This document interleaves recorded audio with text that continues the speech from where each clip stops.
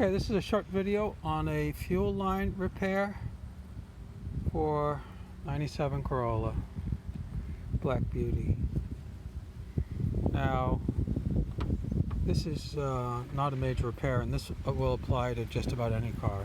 I was replacing the gas tank in this car, and after I got everything back together, I gave it a test. I started it up, everything ran fine, but then I started smelling gasoline.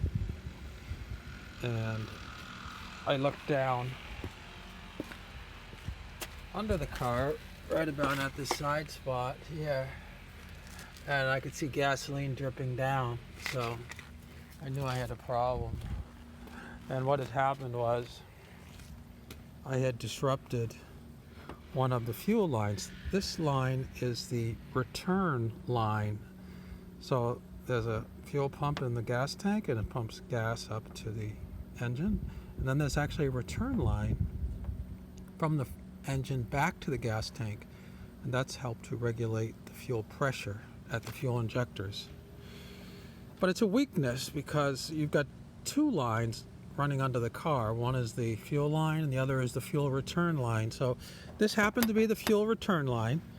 It comes out of the gas tank here. It has just about a 1 foot run where it goes to this steel hard line before it then converts to another piece of fuel hose before connecting again to a hard line that runs the full length of the car up to the front.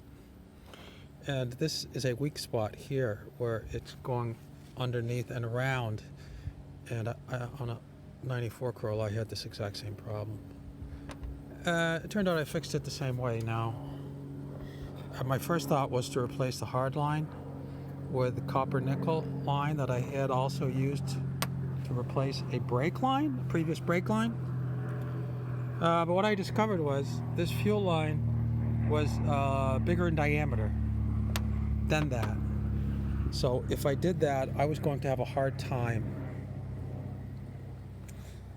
making the connections between that line and because I'd have to convert down to size. Now, if I were able to get a clamp tight enough on the hose, it's possible that I could accommodate the change in the diameter there by clamping the hose, but I didn't want to really risk another leak because of a hose that was the wrong diameter going onto the line, or to have the problem of having a hose that was too small trying to get it onto the fitting on the gas tank. So in this case, I happen to have this pack of fuel line hose that I had gotten from a friend who passed away.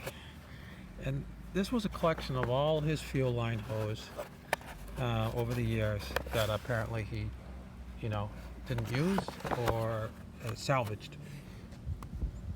And I did find a length in there of about 2 feet that had the exact same diameter as this fuel hose that was being used for this thing. So what I did was I cut a piece long enough to simply bypass this metal section, so it's all now fuel hose. This fuel hose had some markings on it that were kind of wearing away, and if I really worked at it, I might have been able to actually try to find what they said, but because it was in the fuel line box and it looks a lot like the fuel line, I decided to go ahead with it. It looks like fuel line to me, and it wouldn't have ended up in that box probably. So if it's not fuel line, I'm sure I'll find out, but it seems to work fine. Now, I cut that piece and I attach it on one end right here.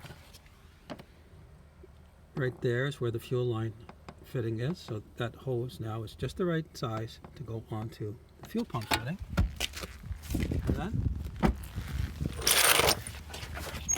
underneath